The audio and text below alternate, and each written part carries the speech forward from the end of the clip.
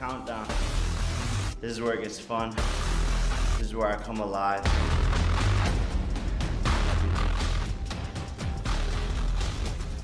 A lot to say. We're just ready to show up, and Jake's in good shape. His mind is very locked in and focused for this. So, we're all looking. Jake Paul is deep into an intense heavyweight training camp in Miami as he prepares for his December 19th fight against Anthony Joshua. He's brought in high-level sparring partners to replicate Joshua's size and power, while working closely with top coaches to sharpen his skills. His regimen includes advanced training tools and specialized therapists to maximize strength, speed, and overall precision. Every session focuses on refining technique, building endurance, and strengthening his mindset, ensuring he's fully locked in for the biggest challenge of his career. Time to shock the world, baby. Jake Paul's training camp showcases a level of dedication most people never see. According to his coach, much of the hard work and sacrifice Jake puts in stays behind the scenes. Long hours in the gym, demanding conditioning routines, and detailed technical work are all part of the grind that fans rarely witness. His coach points out that the public often overlooks what it truly takes to perform at the highest level, especially against a fighter like Joshua. Jake's commitment is complete. Physical exhaustion and mental pressure are part of his daily reality, yet he pushes through every session with unwavering determination, showing a seriousness that goes far beyond entertainment. I realize how much is sacrificed in the camp, and Jake sacrificed a lot to get ready for the last fight on top of releasing the new brand W, and so he needed a break. And so we took a month off, got right back in there, and now we're getting ready for Mike. And we're not as heavy as we were before, which is a plus for us. I didn't want us to go back up, but you can guarantee he's gonna be ready to fight night.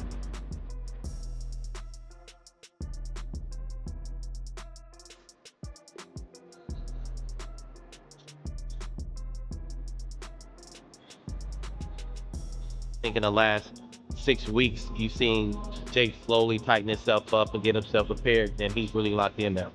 So what we've been able to see is Jake evolve into the gladiator. He's slowly evolving into the gladiator that he has become for fight night.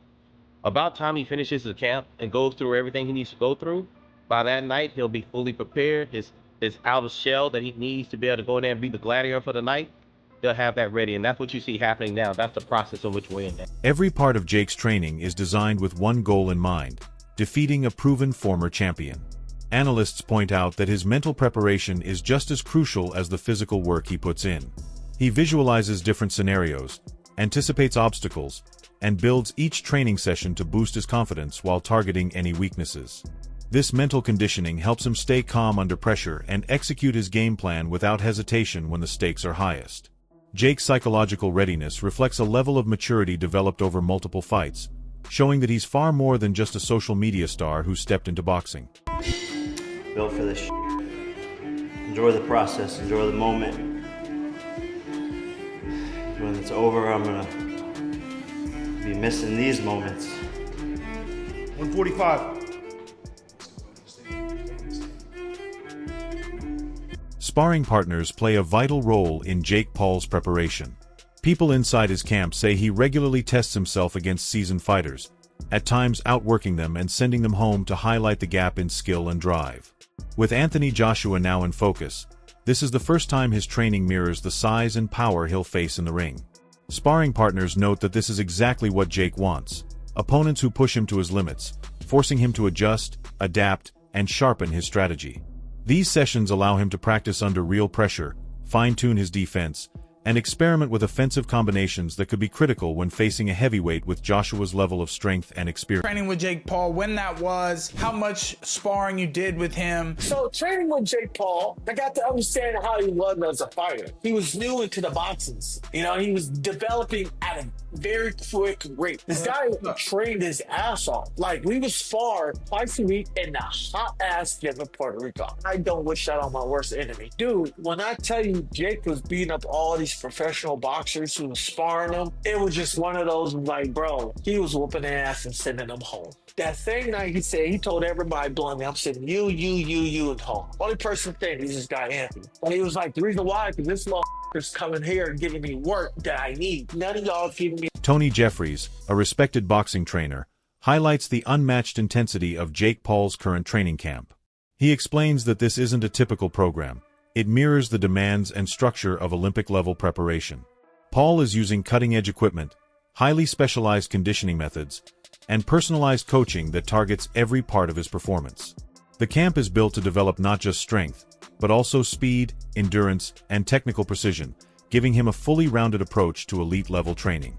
Jeffries notes that this regimen allows Jake to adapt quickly to new challenges and maintain a competitive edge early in a fight. Unlike traditional camps that may emphasize only one area, this comprehensive system ensures Jake is balanced and prepared for the many different challenges he'll face against Joshua. The intensity and sophistication of the environment underscore Paul's commitment to performing and winning at the highest level. Great strength training for explosive power, slamming that ball against the wall and rotating, just like you'd be throwing a hook. You see there, he's caught it, he's pulled it back, turning into it, boom. We also see he's getting in the ice bath here. Now, ice baths is not just good for recovery, helping with the inflammation in your body after what you've been putting it through, but it's also good for the mental side of things. Because when you go in an ice bath, everything in your mind is saying, get out of here, what are you doing? So you've got to get past that part of your mind that's telling you that and, push through it. So it's great for your mindset as well. Now, one more thing I just want to add with Jake Paul's training before I give you a recap on it. We always see him training. Look, he's got like a group of people around him. There's cameramen there, there's coaches there, all spurring him on. Now, boxing is normally a very lonely sport. When you're in the gym, it's normally you and your coach. Unless you're dealing with a group of people, it's harder for you to get the one-on-one attention that you need. So when you're fighting as a pro, when I was fighting as a pro, it was often just me and my coach. Sometimes there will be another guy in there as well. Sometimes my dad would come, which really helped push me through the session. But when my friends did ever come, maybe one session here and there, that spurred me on even more to get the most out of us. As we see here, he's got people around him all the time. Cameramen, coaches, friends, strength and conditioning coaches, his boxing coach, and he's just his full team around him who's getting paid. What that does is help the fighter, in this case Jake, get more out of the sessions rather than being there by himself, which I think is great. When I was training for the Olympics, we had that sort of support around us and it was amazing. But when I turned pro, that went out the window because you've got to pay for that support. So now my final thoughts on Jake Paul's boxing training. There isn't anything I can pull apart here. Dan Rafael, a veteran boxing analyst, has noted major improvements in Jake Paul's skill set since his fight with Tommy Fury. He points to advances in technique, stamina, and tactical awareness, explaining that Paul now has a far more refined understanding of in-ring dynamics. Still, Rafael warns that despite this progress, the challenge presented by Anthony Joshua remains massive. Paul's growth shows he can learn and evolve, but analysts emphasize that this upcoming fight will test whether he can apply those lessons under extreme pressure. Rafael's view reflects a balance of optimism and realism. Jake has undeniably improved, but facing a former unified champion demands flawless execution and elite-level strategy.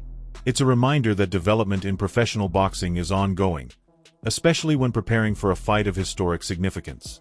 The Wade Concept host adds a critical perspective on Paul's mindset, cautioning him against slipping into overconfidence.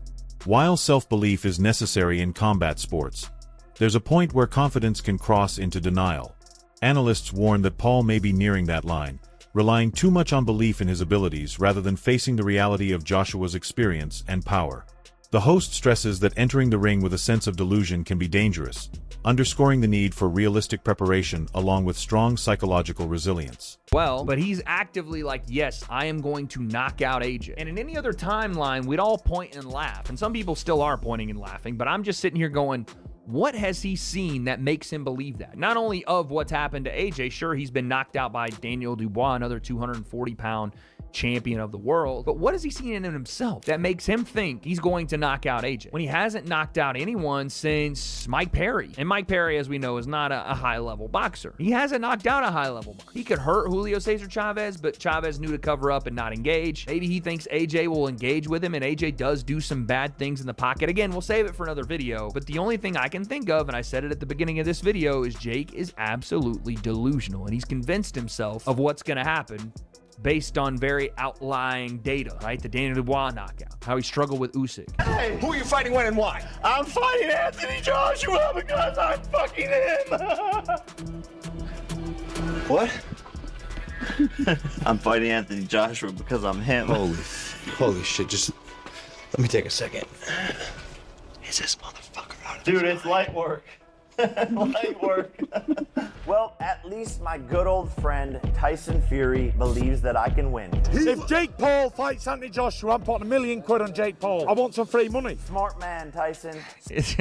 I need to see a bet slip, Tyson. I know you got it like that these days. $1 million's like a, you know, like a slight 10,000 to the rest of us, but or maybe 1,000 after those couple of title fights with Alexander Usyk. But I need to see the bet slip. I saw the line when, and this is kind of crazy. I saw the line when the fight first got made, and we put it in the video. Jake was plus 800 to win. Jake has now moved to plus 650 to win. That's outright. I don't know by knockout. I'm not sure, but plus 800 was already like, okay, that's, you know, that's a big underdog. And Joshua was like minus 1,500, but now Joshua's at minus 1,250 and Jake's at plus 650. This line is closing, and I'm wondering why. What are people seeing? Make no mistake, this is the biggest fight of my career. I'm walking into the lion's den. I'm doing something that no one else has ever done before. I, Jake Joseph Paul, will knock out, defeat, and embarrass Anthony Joshua Friday, December 19th, live on Netflix. My voice cracked, I'm still going through puberty. The biggest fight of 2025, USA versus UK. He's got the belts, the size, the history, but I have the balls. Be careful what you wish for. Jake versus Joshua, Judgment Day. He has a 90% knockout ratio, but I have a 100% chance of drinking this Celsius. Okay, there we go. Ads only. Yeah, I mean, having balls is good when it comes to making a fight like this, when it comes to, you know, putting yourself out there and again, just operating on self-belief, but it isn't going to win Jake this fight. Him being ballsy is not going to win him this fight. Like, him making the decision to take this fight is ballsy.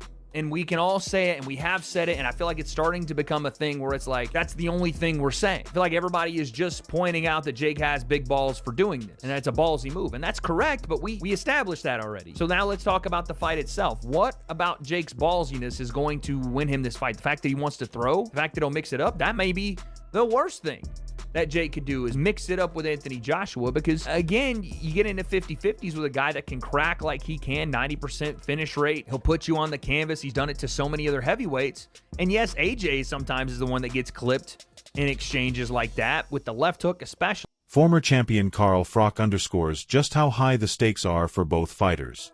For Joshua, any misstep could draw heavy scrutiny from fans and the media, putting his legacy under the microscope.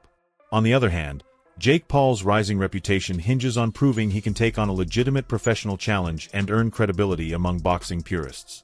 Froch views the matchup as a defining moment for both men, a crossroads where reputation, skill, and career direction intersect. He points out that the fight isn't only a physical battle. It's a test of consistency, composure, and the ability to perform under tremendous pressure. The outcome will shape long-term perceptions of both fighters and influence their place within the sport far beyond this single. Is not a step in the direction of becoming world champion again. There's many people who could box. He's not going to make that kind of money. So let's just be honest with anybody else. So let's just be straight up honest about it. He's doing it all for the money. It's all about the money. I did say a year ago when he got splattered by Daniel Dubois that he's finished in boxing, he needs to retire. It's just my opinion, it's just my truth. I think he's done in heavyweight boxing at an elite competitive level. So that makes sense. I've been vindicated. He's now fighting fake Paul in what will be a massive mismatch. This is correct, and it's 10-ounce gloves in a professional boxing rules, 8 3-minute rounds. It's not going to go 2 rounds, is it? It shouldn't do. It shouldn't last a round. But we're going to have to wait and see, aren't we? It's hard to get your head around. It's hard to know what to say about this. AJ's obviously excited about it, about making some serious bunts.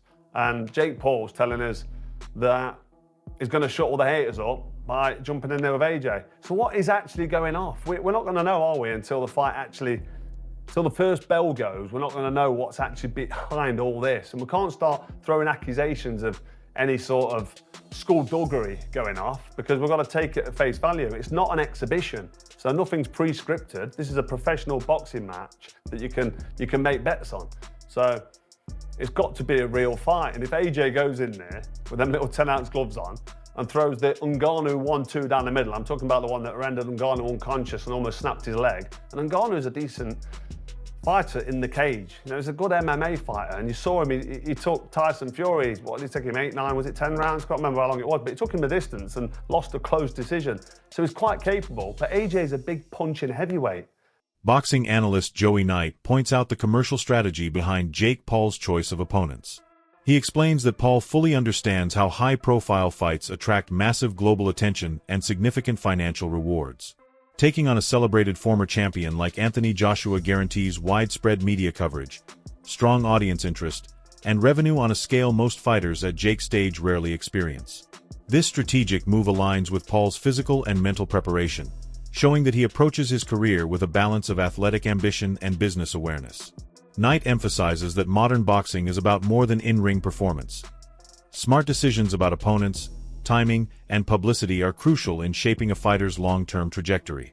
Financial considerations often stand alongside competitive goals, influencing the choices that define a boxer's rise. Maybe not as much as the Anthony Joshua fight, but a lot of cash, and can still have a serious chance of going on to earn even more paydays. Whereas the damage that it could do to his body could be irreversible for that opportunity to earn money in a boxing career going forward. So is this the retirement bag?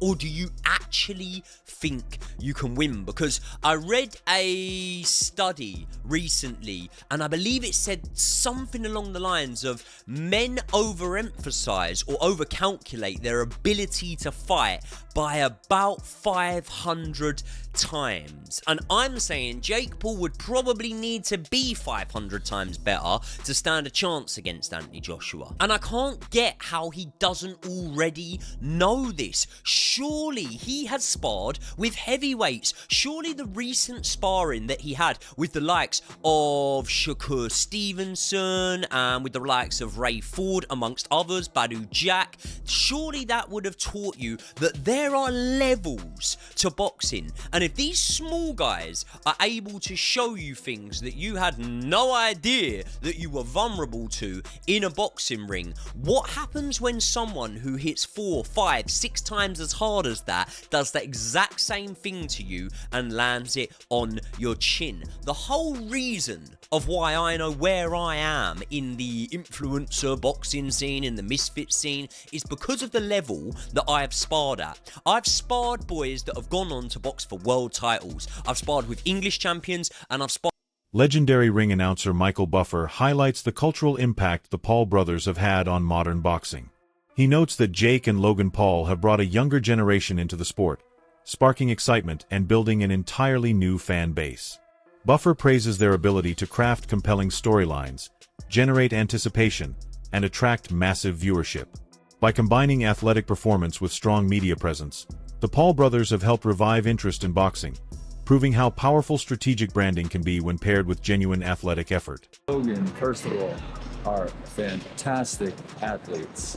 You know what Logan does with the WWE and what Jake does with boxing, he knocks people out and everything. And they both have massive fan bases, and for me, it's great to see people get young people that follow them that didn't have, like, you know, they don't remember Ali or Joe Frazier or whatever. It's not in their wheelhouse. So it's great to see them developing fight fans and a big fight atmosphere. So it's very exciting. That's it for today's video. Stay tuned until next time. That's it for today's video. Stay tuned, and I'll see you in the next one.